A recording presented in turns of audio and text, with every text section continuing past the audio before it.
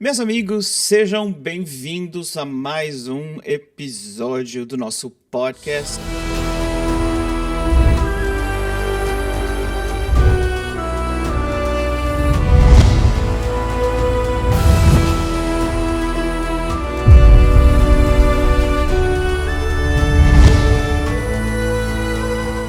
Cara, eu tô muito feliz com o nosso convidado de hoje. Eu vou ter uma conversa maravilhosa com um grande amigo meu que se chama Yair Levi.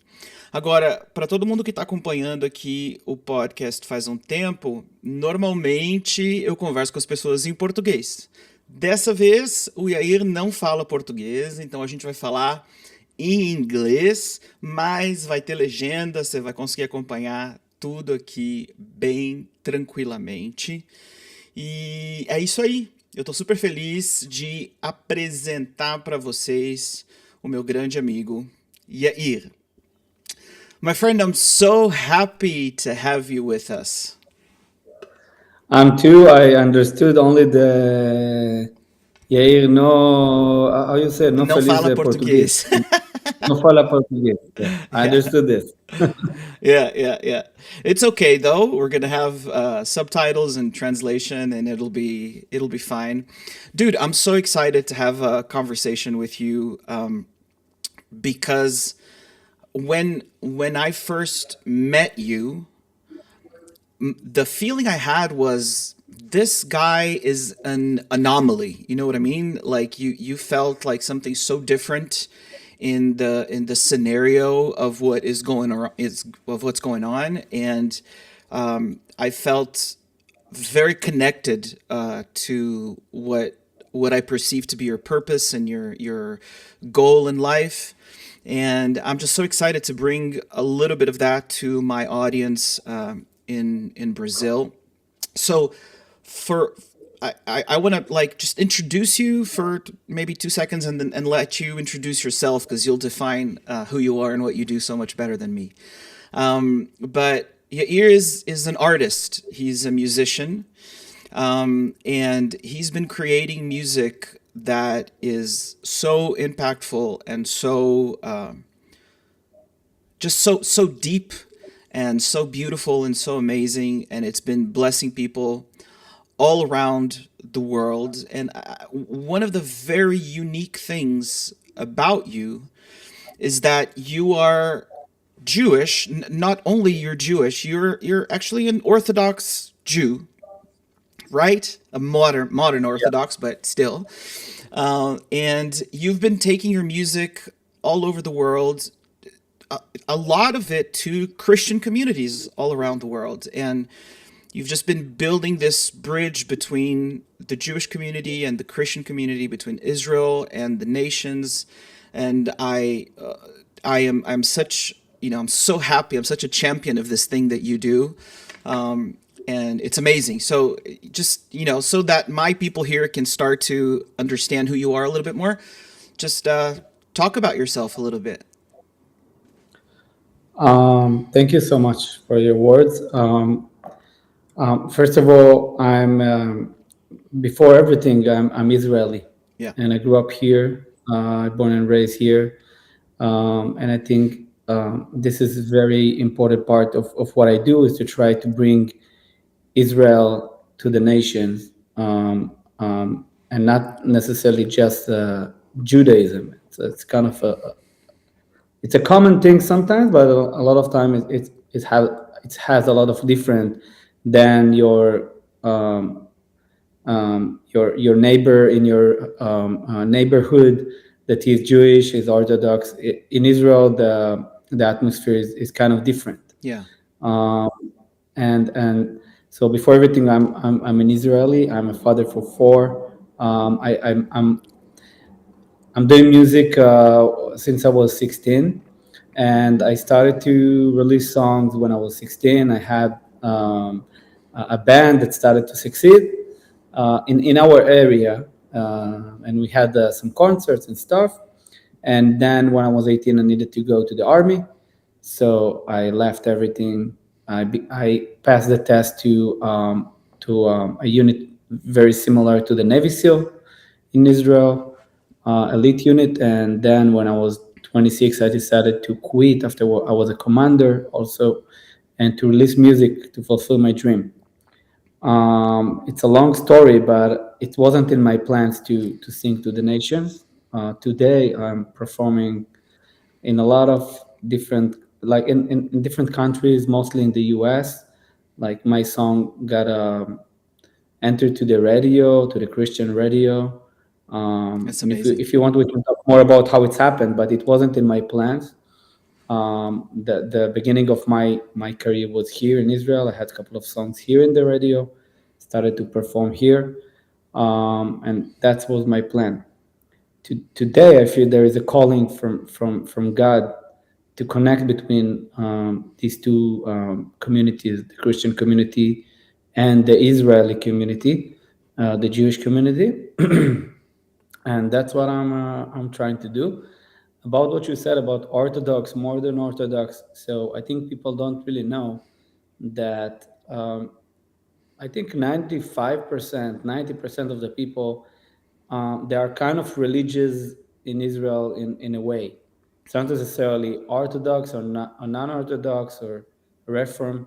Most of the people will go to an Orthodox rabbi in Israel, although they are not necessarily ultra-Orthodox. It means that actually everyone in Israel are Orthodox, like kind of most of the people. If they were gonna wanna get married or whatever, they will go to an Orthodox rabbi to do it. And me myself is like I'm my family. Most of my family, 75%, is from Sephardic roots. So in the Sephardic, we can talk about it if you want later. There is nothing like Orthodox, ultra Orthodox, and modern. There is no titles to this. Are you Jewish or not? That's all. Yeah, yeah. That's actually my general approach to the whole thing as well. Um, I actually wanted to talk to you a little bit about this in the sense of we've spoken about this privately when whenever we hung out, but I don't know if you have the same sense that I do that it, ever since October 7th, it really feels like there's something deepening, that there's something shifting in like the very fabric of Israeli society, in the sense that even people who didn't really connect to their traditional roots, to going to the synagogue, to putting on tefillin, and to praying so much, and to trying to find meaning in all of these stories that have been with our people for thousands of years. I've seen something like so wide happening in Israeli society right now that it's not like people are becoming more religious, but it is like people are becoming more connected to the essence of this thing that we carry as a people. Do you see the same thing? Do you agree with that? What's your take on it? Yeah, I think it's a very connected to my personal journey. What I see today, my personal journey was that I'm from kind of half of my family religious, half not. So I grew up like kind of in the middle, Yeah.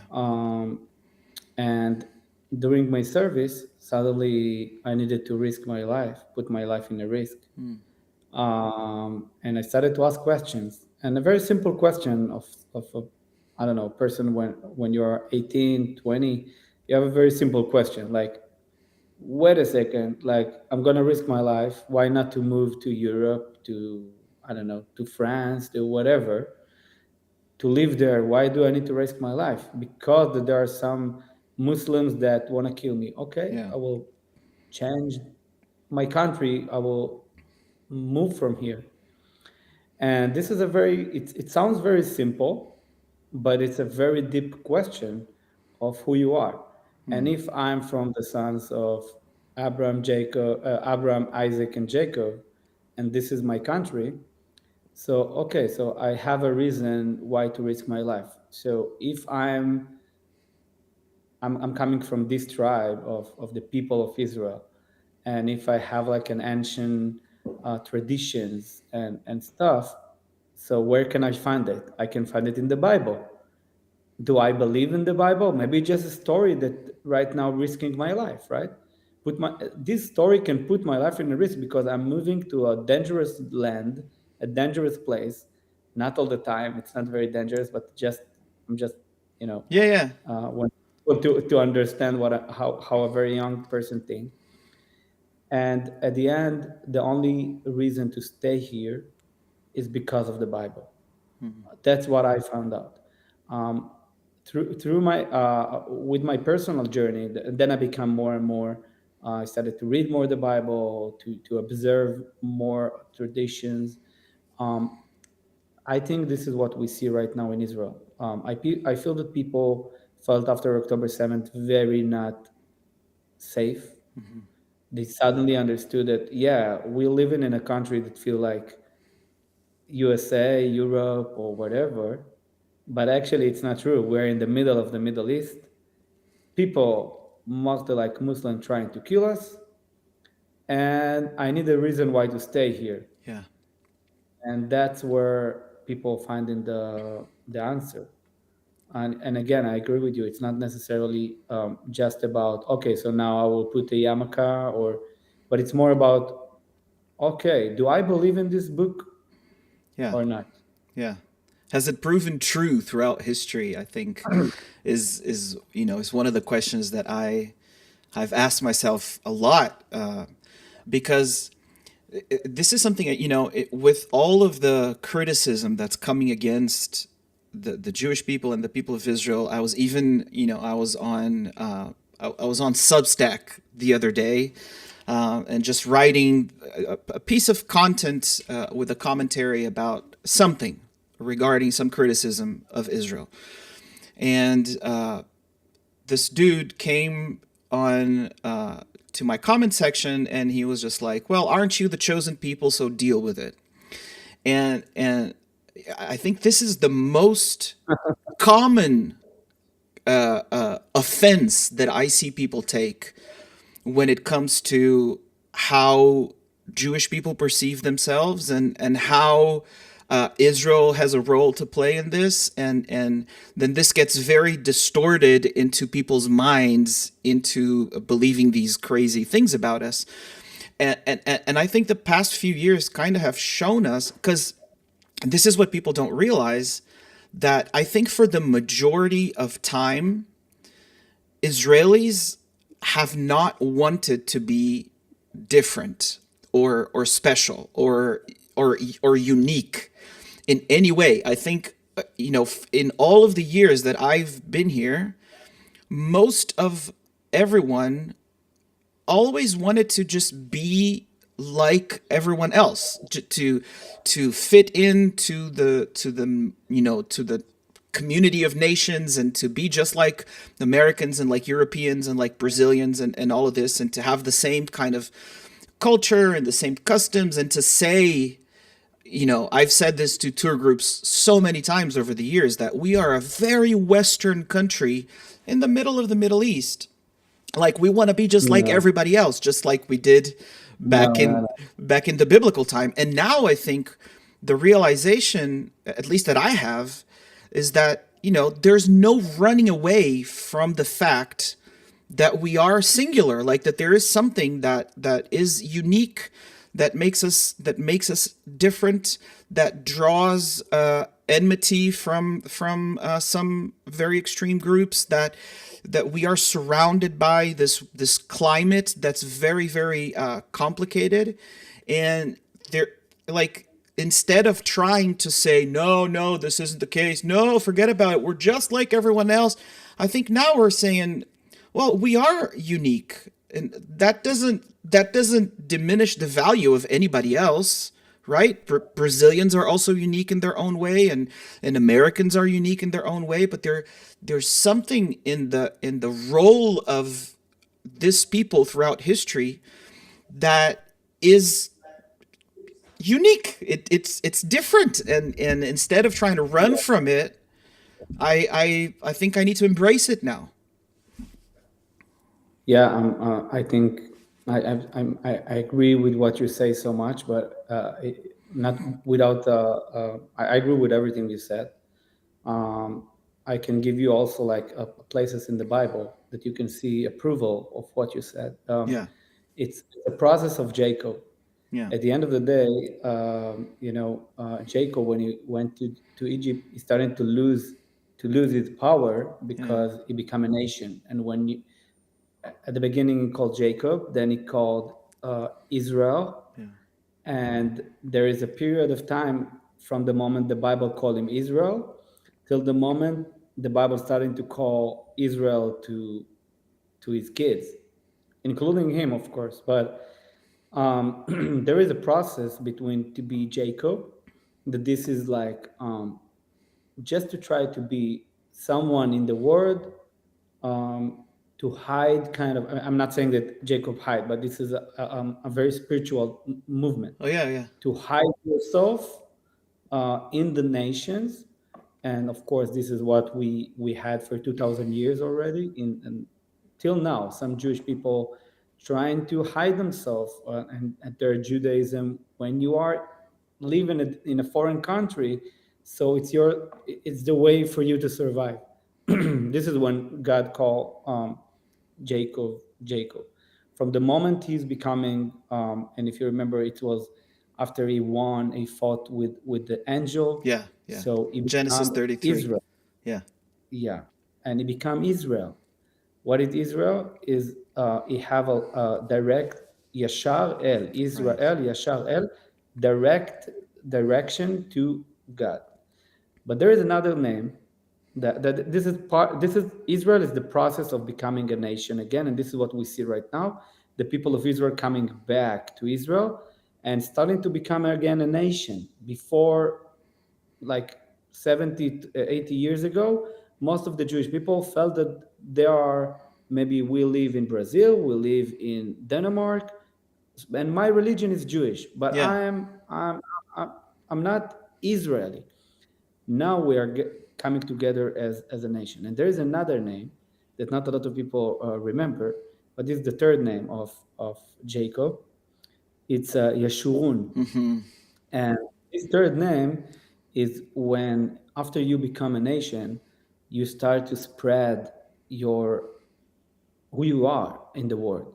And I think this is like we are between these two names, between Israel to, and there are still people, Jewish people, that still live in the name of Jacob, that still didn't came to Israel, or maybe not necessarily feel connected to the nation, but it's not the majority. I think 99% of the people, even if they live in the US or wherever, they know in their heart that they are part of Israel. They know that this is will be where they can come if Yeah. something will happen. So we already in a process of Israel and starting to move to the process of Yeshurun, the third name of Jacob. And sorry for the long lecture, but Oh I no, I'm feel loving that this. This is so good. I feel that this place is the place where we see right now people starting to ask themselves, wait a second, why I'm here? Yeah. Why am I doing? Why do I risk my life? And as you said, um, I'm unique. I have something to give. I don't need just to escape or to survive or to protect myself as a nation. I can also bless the world with who I am. Again, not because that I'm better than anyone, not because that I have something that I can come and say, oh, we are the chosen people, so you need to listen to me. It's not if someone speak like this, is not, I believe it's not the thing. Yeah. It's because we have something that we need to do. Yeah. God brought us back after 2,000 years, and it's a miracle. No one no one can even say that it's ever happened, that for 2,000 years people were so spread all over the world and came back to one nation in one language. It's a miracle. And this miracle is because God wants something for us. It's not just, oh, thank you for the miracle and that's it. No, God did this miracle in a purpose that we will do what we need to do. And if I can compare it, this will be the last thing for this long Oh lecture. no, Sorry. please keep going. This is so good. that it's like you can compare between the priest, the Kohen, to the Levite, that I'm, by the way, from the tribe of Levi. I'm also a Levite, and to the people of Israel. Because if you starting to do it, you start asking yourself, like, oh, the priest is better than me, the Kohen is better than me because he allowed to go into the Holy of Holies in the Temple Mount, in the temple. So maybe better than me because that I'm just a Levite, or better from King David because he's only Israeli. No, it's about calling from that you got from God. This priest, this Kohen got a calling from God to do this. This Levite got a calling to sing or to do things in the temple, and this Israeli got a calling to do one, two, three. Um, it's not a fight, and this is what we need to understand as Israelis. I believe it's a process of that we need to understand before the nations, that we had you, as you said, we have a calling, we have something that we need to do, and with that to bless the world, as every nation that have something that, with this, the more you get into your identity, you understand who you are, you understand your calling, and then you can bless the world with your blessing. Yeah. I agree with you on so many levels. And as you're talking, I was thinking that our culture right now kind of feels like it it's really trying to fight uniqueness. You know what I mean? Like there was a time in culture where you had to do like everything you could, paint your hair, whatever, get a bunch of tattoos so that you stand out and you be unique and you be your own person, and you think, your own thoughts, and you're not controlled by anybody. This was what the cutting edge of culture was pushing people towards. And now it's shifted so much to conformity, to like, everybody needs to think the same way and to act the same way and to be the same way. And there's even no more there's no more men or woman. This is all ridiculous. You can just, believe in your head that you are something, and then you are that thing.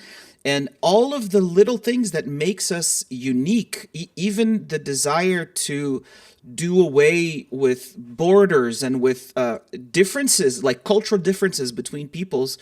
This is so much the drive of culture at this point. And I think part of that is because if we don't really know who we are, then how can we ever be effective in doing what we're supposed to do in this world? And I think that that's maybe part of the reason, and maybe a significant part of the reason, why all of this movement of, doing away with gender roles and doing away with everything that is, that was up until 5 minutes ago, kind of the natural way the world has always worked. Part of the reason why there's so much hatred towards Israel is because Israel represents this thing of identity fulfilled. You know what I mean? I don't know if that makes any sense. Yeah, I will surprise you that I agree with a lot of stuff that the walk movement say. Yeah. Uh, Ooh, and I will let's talk tell about you, that. Okay, good. yeah, the truth is that there is no differences between, there are no differences between men and women. There are no differences between a lot of stuff, and they right. The problem is that they're wrong about the time and the place. Mm. Um, like we all have souls, right? When we will go to heaven, our souls will meet there, and they will be equal, Yeah, right? for The sure. body is just a kind of a dress, something that we put on ourselves in this world. Yeah. So in this world, you have differences. It's not a place that we all equal. In this world, there's someone tall, someone Yeah. short, someone I don't know, everyone have his, I know how to play music and to sing, someone else have no clue how to sing, right? But in other levels, in our other, in heavens, we all equal. Yeah. So they're just wrong about the place and time. What I'm trying to say is that there is like something that the walk movement, I think, are missing, and this is what I believe, that this movement of Yeshurun, of the fulfill the prophecies of the Bible through with the people of Israel, is that we are holding the key to explain, uh, I believe, what God wanted to say, that it's not we hate the woke people. No, We yeah. just disagree with some of the things that they are saying, but what they say, some of it is true. Right. What I'm trying to say is that, um, we at the end of the day, I'm trying to think how to say it correctly, that it will be understood. Gente, eu só quero aproveitar aqui a nossa conversa e falar para vocês a respeito da Pilgrim Prayers, que é meu parceiro aqui no canal. Vocês sabem que eu tô sempre buscando todas as formas de aproximar o Brasil de Israel, principalmente nesse momento em que eu sei que muitos de vocês querem vir para cá e não conseguem. Então, a Pilgrim Prayers é um serviço, um ministério maravilhoso que aproxima as tuas orações do local mais importante, mais central da terra de Israel, que é o muro, gente, o muro ocidental, o muro das lamentações. Muita gente me pergunta como é que faz para mandar um pedido para o muro das lamentações. E agora, através da Pilgrim Prayers, você pode escrever o teu pedido e enviá-lo para cá. A equipe da Pilgrim Prayers vai imprimir o teu pedido e levá-lo até o Muro das Lamentações para que ele seja colocado lá. Fazendo uma contribuição, você ainda pode escolher receber ou uma foto de registro daquele momento, ou até mesmo um vídeo de registro do momento. Então imagina que especial poder depositar uma oração por alguém que está passando por algum momento delicado ou que está começando uma nova etapa da sua vida, e você pode mandar isso de presente, dar um registro para alguém da sua oração sendo depositada ali nesse lugar tão especial, tão encharcado de orações 24 horas por dia. E ainda uma parcela de todas as contribuições que são enviadas são investidas em instituições de caridade aqui em Israel. Então é uma maneira de semear na terra de Israel, uma maneira de ajudar essa terra que eu sei que é tão importante para todos vocês. Então, se você quiser se aproximar ainda mais da terra de Israel, colocar o teu pedido no Muro das Lamentações ainda hoje, você pode clicar no link que está no primeiro comentário aqui desse vídeo. At the end of the day, when you fulfill what you need to do in this world, it's not enough. You have to ask yourself what God wants from me. And when you bring in God to your life and asking Him, what is your thoughts, like what is your calling for me, this is the place when you can understand who you are. And this is, I think, what the Western culture is missing, because in one hand they're telling you, be who you are, be whatever you want, but wait a second, maybe I don't know who I am. And then people start to tell you a lot of stuff about yourself, and suddenly it's just like another movement of a culture that trying to tell you who you are as every other religion. I can't even explain you how many people I know that this culture tried to push them to be gay. Right. Although today they are living their life with a wife, and just because they grew up very sensitive or whatever, so people started to tell you are gay. Yeah. I have a very good friend like this that he have now a house, a home, a family, and he is not gay. Yeah.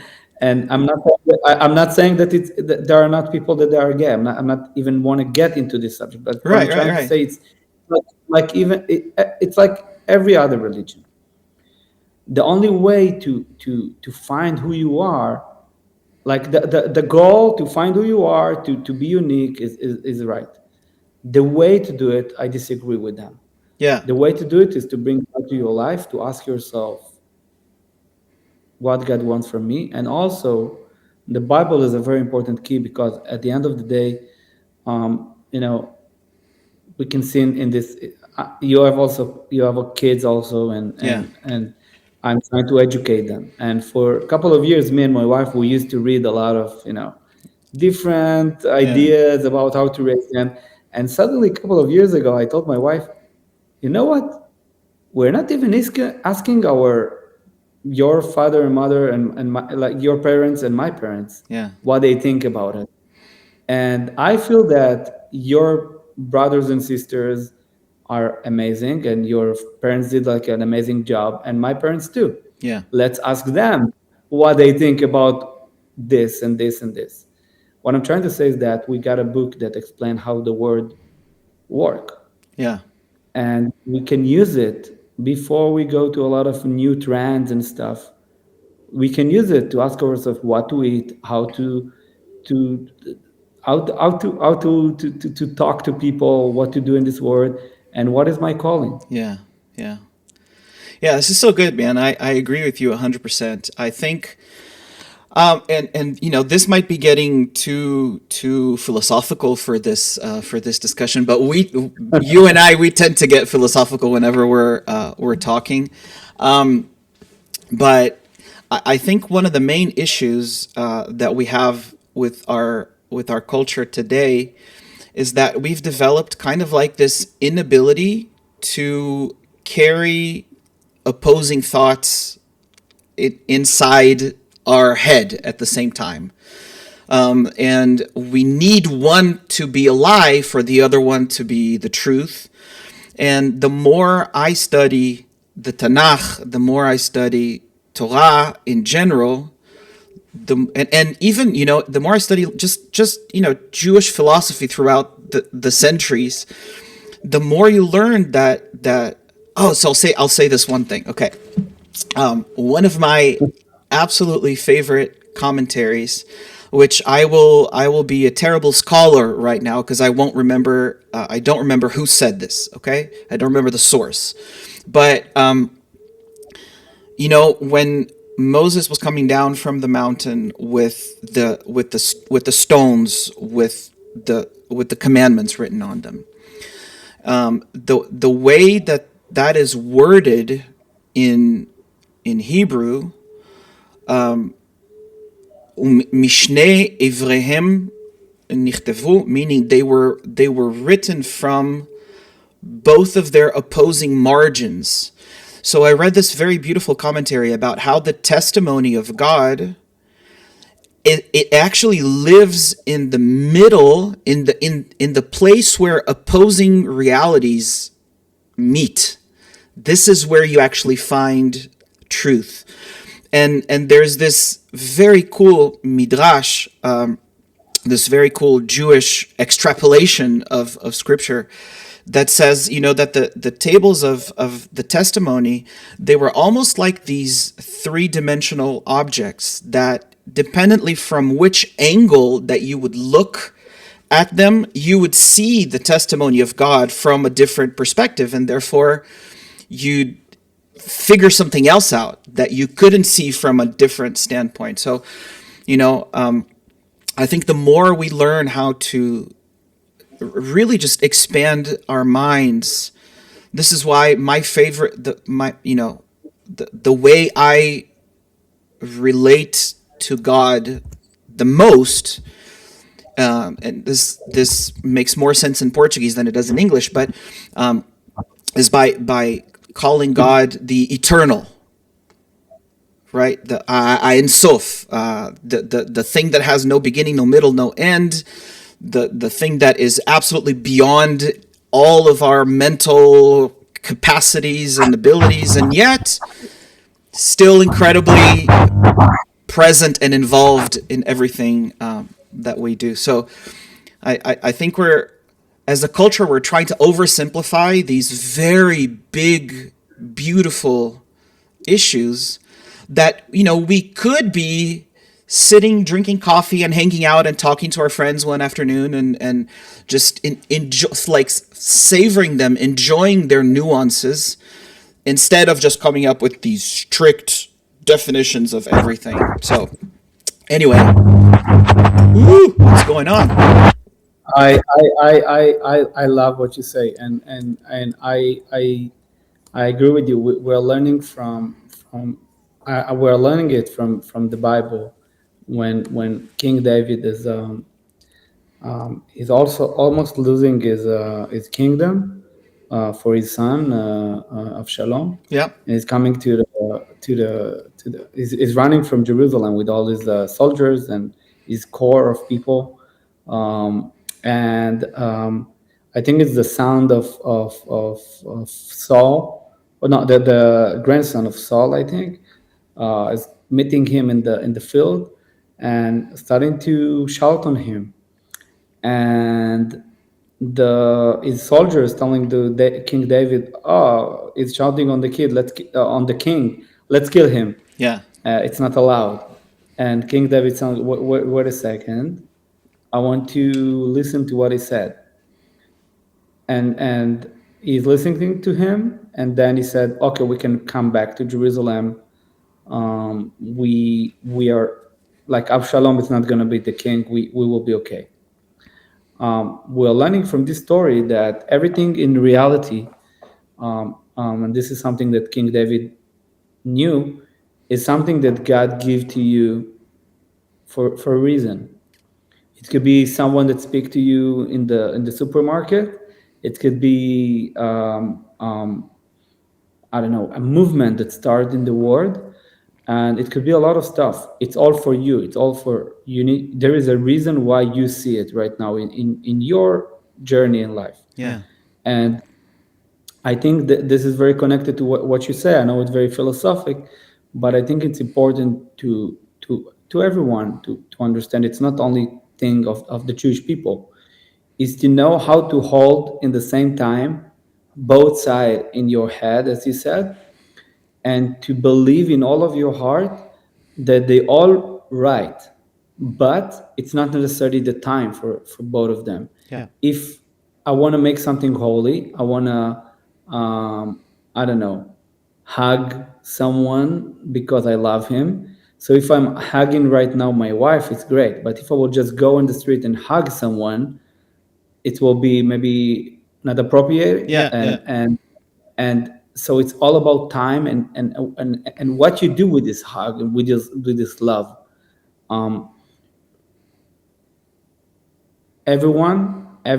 Everything in this world have a reason.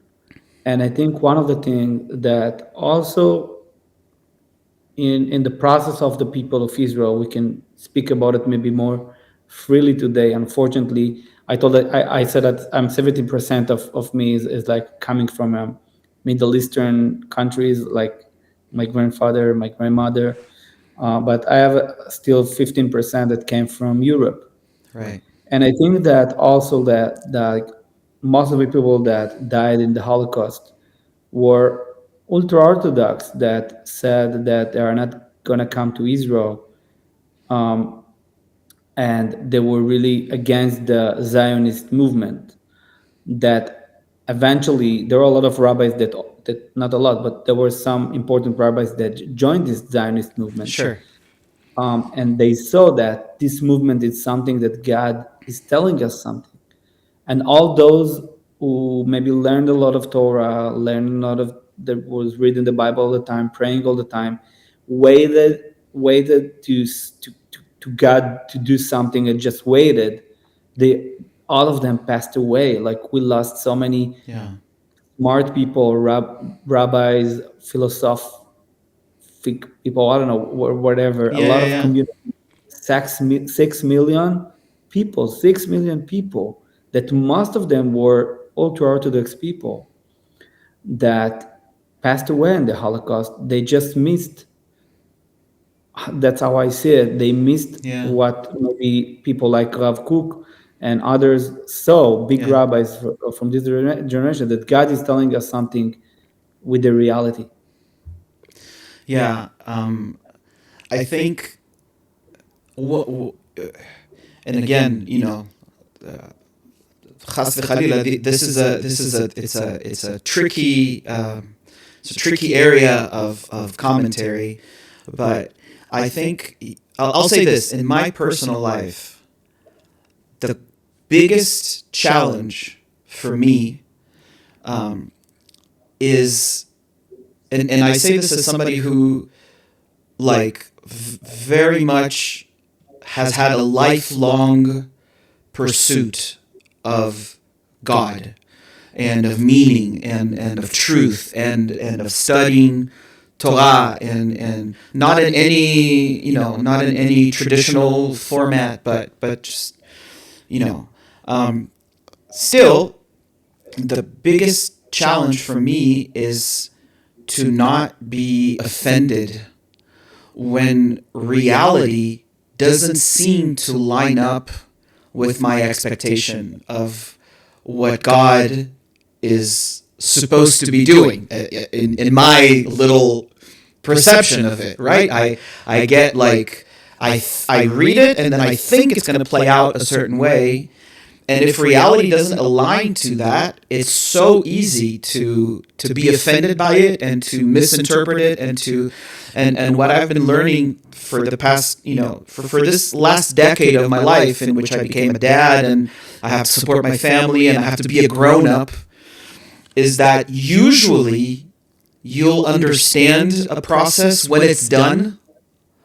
Like, when you look back at it and then you go, like, oh yeah, that made perfect sense. But in the middle of it, like going through whatever it was, it felt like a roller coaster. Like, it felt like absolute chaos, and you didn't know up from down and right from left, and you were totally lost, and you felt abandoned, and it was so terrible. But then you go through it and you were like, oh, this was exactly what needed to happen so I could become what I've become, But it is so difficult in the middle of the thing to be like, okay, I trust that this is going to work out. Like, I trust that this is going to be okay. I love it. Yeah, I agree with you. And there are some stuff that I think, even to anyone that listening to us right now, I think it's the problem of every believer. Yeah. That we have in our mind that an image of God, that He is like a Superman. Yeah. Right. And God he can do everything. Yeah. But he gave us a permission also to work in His name, because if not, we don't need legs, hands, or mouth to speak. Yeah. We are the only animal that speak Yeah. in the nation, in this world. The reason is because God created all this world with the words. Sorry for my accent, but No, it's I fine. hope you understand. But the reason why I'm saying it is because that when we understand that we are part of the fulfillment of God in this world, so we are starting to be less afraid, or we will have less and less these places of conflict about, hey God, what are you doing here? Because I can fix it also.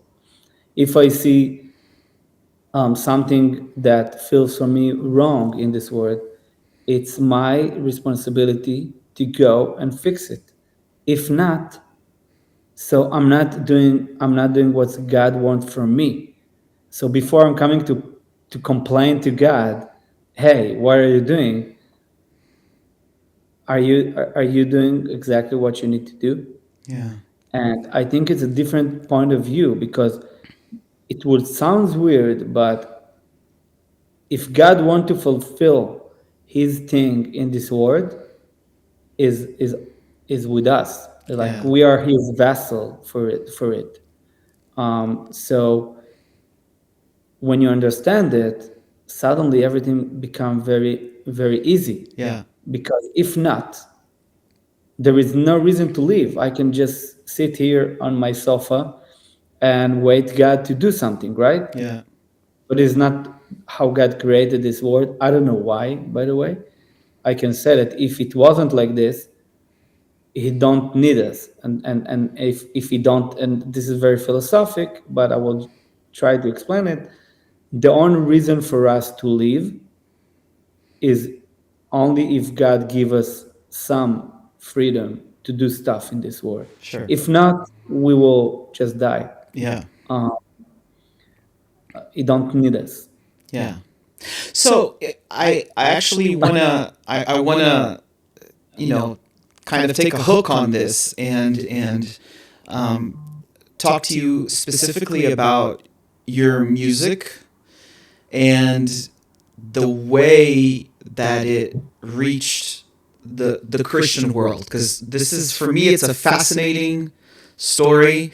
It's one of those things, of course, in a much smaller scale, but I always tell people, like, if you doubt that God is like active, moving in the world, just look at the history of Israel. Like, the fact that this country reappeared into existence as a political institution after 2,000 years of exile, against all odds, it is an absolute testimony that that there's something in control of our lives, that this isn't just random, right? And in a much smaller scale, but also when I heard the story of how your music went out and how you started your whole journey in building bridges towards the Christian community, it also gave me the same feeling of, like, man, this is God. This is a God thing. Like, it's 100% a God. You couldn't have done this even if you tried. So I wanted you to tell us a little bit about the story, how this thing came about. I don't know how it's happened. I can tell you. I can give you some I don't know, like points that, like, some stuff that happened during this journey. But I was just an Israeli regular person that releasing music in Israel after I left the army. I had a lot of miracles also in this. I released my first song when I was 28, and it's 10 or maybe 12 years after everyone. And I had some miracles. It's went into the biggest radios in Israel. I made song with one of the biggest singer, Arkady Dukhin, if you know, right? Oh, yeah. That was also like kind of an approval for people that, okay, is serious or whatever. And it started to work. Like, I started to perform. It was great. Then COVID came, and suddenly I had no work. I put all of my effort, my money, everything on the music. I had 3 kids. Today I have 4, but I had 3 kids. There was COVID. All of my concerts were canceled. My wife, I think she was just in a after pregnant vacation. I don't know to say it in English. Yeah. On a leave. Yeah. So I didn't know how can I bring food to my kids. This was the beginning. And then I got a phone call from my father that my grandma is very ill. It wasn't COVID, but it was like just the beginning of COVID. It was a lockdown. And I started to pray for her. And I took the verse of Elna Refan Allah when Moses is praying for his sister Miriam for her leprosy. I composed it, and I just released it to YouTube, like, without no industry, no managers, no PR, nothing. And it became so viral that so many people started to sing it and to pray. In a lot of places, not necessarily just churches. Yeah. It was very viral also in the Jewish world, also like in some hippies that was doing a yoga on this song. Like, it was viral in China, in Germany, in Lebanon.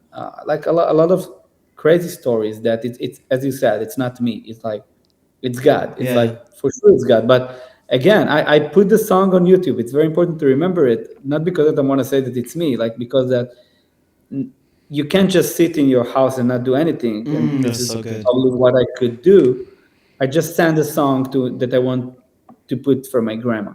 Okay, maybe I didn't know what God gonna do with it, but I did something. And then after a couple of months, when music and social media and all this stuff, it's like kind of waves. It's like it's coming up and then it goes down. The people that stayed and keep following me were people that did like this, Yeah. and and I'm as regular Israeli that never saw people doing this. I asked myself, like, who are they? Like, Yeah. who are those people? And when I understood it, it's like a lot of Christian people. By the way, it was evangelical and also Catholic churches Yeah. Yeah. also. Yeah.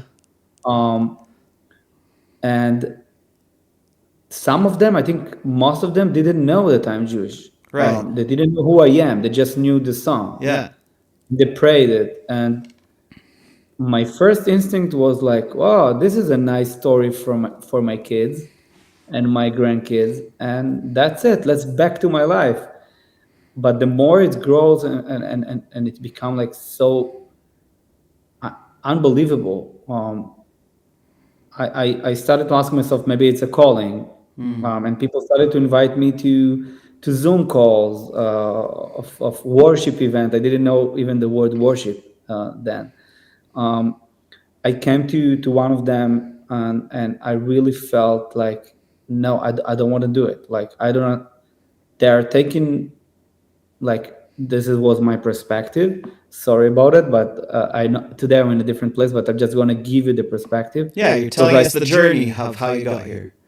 yeah, so it was like, oh, it's not allowed. They're not my people. And they taking like the verse from the Bible, and I don't know what they do with this. Is it allowed or not? Like, what is going on here? And I remember this one event that was in front of thousands of people on social media, a big gathering worldwide, that like I saw thousands of people, like they put the cameras in their churches. There was like, I think, around 100 churches. Wow. And everyone doing like this and singing Refana. And I was like, what? Like, what? God, what are you doing? Like, and I remember me coming back home. It was like 4 or 5 a.m. because it was like the time differences. And I'm talking with God. I'm telling God, like, God, I don't want to do it. I don't know what you're doing here. I don't want to do it. I want to back to my life. I don't want to sing to these people. Sorry, but I'm trying to be honest here Yeah. Yeah. with my journey. I want to sing to my people. I don't know those people. I feel it's not allowed. Maybe I'm wrong. Maybe it's not okay what I'm doing. And I came back home and talked to my wife, and she said, and I told them like what I feel, and she said, "It's not about what you want. It's about what God wants from you." And it was like, wow, okay. I need to, as we spoke before, I need to change my perspective. It's not like, God, why are you doing it? What are you doing? It's like, God, what do you want from me? I'm different. I'm different. Yeah. I'm a different person. So maybe you put me in a different direction, because I don't know why. I could be a mainstream Israeli singer, still have songs that in the radio, in the mainstream um, radio stations. But no, it's not what God wanted for me. But I still had a problem of going into churches, because during the Inquisition there was a rule that became very strong, not to go into churches, um, and I couldn't pass this rule. I'm an Orthodox Jew. I'm not going to do anything that it's not allowed. And I was invited to a lot of churches to come and perform. And then suddenly I got a permission. I did. It's a long story. I don't want to get to all details. I didn't want to get this permission, but suddenly I got a permission from one of the biggest rabbis in the world. And then it was like, okay, so my wife is right. Like, she's right, and there is a calling from God, because it doesn't make sense that I will get this permission.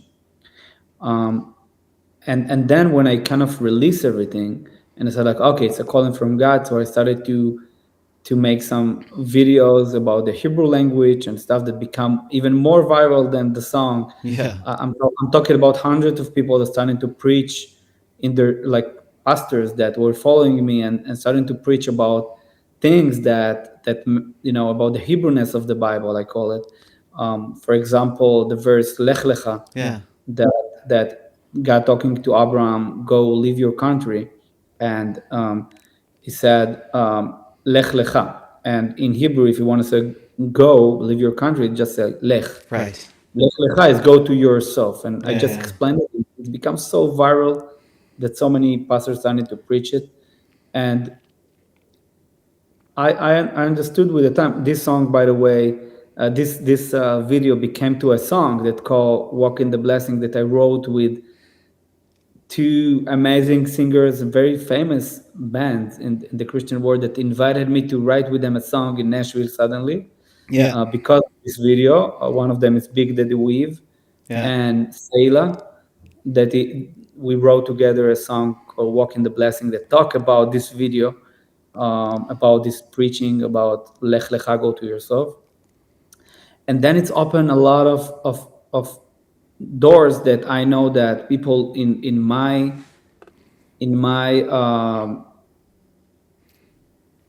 like in the American industry, I was a couple of years ago like nothing. Like, okay, I had some followers here in Israel, but the doors that just opened for me in the Christian industry Yeah. was kind of another miracle. Like, I'm working right now. My producer of my album is the guy from With the Kingdom, one of the biggest bands in the Christian world today. Yeah. I'm signing in a company, like a lot of stuff. From our experience that today I'm all in and I'm pushing it and I'm working on it. We are talking a lot about something that we need also to do together. Yes. And yeah, and I don't know if your followers know about it. No, they don't. They don't. No, so I won't say. No, but it's okay. I mean, maybe this is how they find out, and we'll talk more about it in the future once it's out. But yeah, we're working. What I'm trying to say is just that today, of course, I'm all in. I'm pushing it. I have a PR company that's working with me, and all this stuff that in the industry. But when I'm looking on the journey, I was in a position like Jonah of, I don't want to do it. That's what the beginning. Today I'm all in, and I'm so happy that I feel that I'm doing what God wants from me. That's amazing, man. I think my purpose in life is I feel very similar to this journey that you're describing. I come at it from a slightly different angle than you, because I didn't grow up Orthodox or in any of those things, and I grew up very much in Brazil, very much involved around a very vibrant Christian community. But the more I've spent my life studying these two things in parallel, right? Because you mentioned this in the beginning, that there's the Jewish aspect of it and there's the Israeli aspect of it, and they're united, but they're two different things. And I've dedicated my life to studying these two things. My whole job, my profession is studying and teaching about the history of Israel and this region and the geopolitics of it all and all of it. And my passion in life is the spiritual aspect of it, the philosophy, the life that I feel running through the Jewish scriptures and the interpretation that Jewish tradition has brought to us over the years. So for me, the more connection there can be between the Jewish community and the Christian community, and I'm not in Brazil. Like, there's a huge Jewish community in Brazil, and I wasn't ever a part of it. When I lived in Brazil, it just wasn't a thing for me, and So I can't speak to that relationship between the local Jewish community and the local Christian community in Brazil, but I can speak about the community of Israel, like of people living in Israel and the nations of the world. And I think we have so much to give to each other and so much to learn from each other and so much to bless each other with. And I think these past few years have proven to us that Israel has no better friends in the world than the Christians. And Yeah. I also think that the Christians have no better champion for the causes that are important to them and for the defense of the system of world that allows for them to be free than the Jewish state and the nation of Israel. So there's this like symbiotic relationship that I think everything around us is trying to tear it down all the time. All the time there are news and all of these things about trying to bring attrition and contention between Jews and Christians, between Israel and the Christian community around the world. And I'm going, I'm doing the opposite of that. I'm saying the more we can be together, respecting each other's differences, and there's a bunch that's very different, but there's so much that we share. And right, and the things that we share are so deep and so beautiful and so universal and so they can revolutionize the way that we relate to the deepest aspects of our lives, like to God and to our families and to our neighbors and all of that. So I appreciate what you're doing so much. I am really, really hoping that the Brazilian audience, the public in Brazil, will welcome you to their playlists and to their worship times and their prayer times and their lives. Like, I started following you on Instagram way before I met you, and your content is so good. Like, really, I'd be sitting there on my phone, be like, dude, this guy is killing it, because you talk about stuff that people who love the Bible care about, and I like to find these people who love the Bible, because I'm one of them. I'm one of the people who loves getting deeper understanding of the things I'm reading, and so Appreciate it. yeah. I would just add a small thing that I feel that maybe I didn't say it, but it's important for me to say Go ahead. that at the end of the day, what I saw after all this, I thought that I was like kind of a Jonah trying to not doing it, and I was really afraid. I think what I found out in the Christian community is, at the end of the day, like great people, Oh yeah. such a great people with so much faith, that I think this is what I learned so much from Christian people. They're an amazing believers. Oh yeah. They want to go deeper. They want to go and do their own journey. They want to study. They want to know. And it was a surprise for me, because I had this stereotype of what we learn as Jewish people, that we need to be afraid from Christian people. Yeah. And I found out it's not true. I'm not saying, as you said, there are no differences on theological differences, and I know it. I'm not ignoring it, Sure. but I think at the end of the day, God wants us to be friends, and this is the thing that God will be pleased the most. You can see it all over the Bible. When when the people are divided and fighting, God is not pleased. Yeah. When people are coming together, God is very happy. Yeah. That's what we need to do, with a lot of respect, but to remember that at the end of the day, we all human, like we all sons of God. Like, yeah. Yeah. Yeah. That's amazing, man.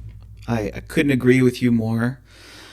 And since you mentioned this before, so I'm just gonna go ahead and talk about it. I don't think anybody of all of my, I don't know, thousands of followers, I don't think anybody knows that I'm a musician as well, right? Because I haven't done that for a few years publicly, and that's just been kind of a part of my life that was a little dormant for a little bit, but you and I are collaborating on a song that is going to be awesome. I'm excited, brother, and I want, like, as a musician, that maybe, I don't know, I can say that I really love the way you sing. I don't know, Thank you so much. maybe if they don't know, they're gonna be surprised, and I'm excited for them Yeah. to realize suddenly that they are not just a tour guide or an influencer. You're also like an amazing musician, Oh, I appreciate that. and I'm praying that this song we have a big surprise of someone going to sing with us. Yes, yes. I don't think we can talk about that one yet, Yeah, just yeah, because.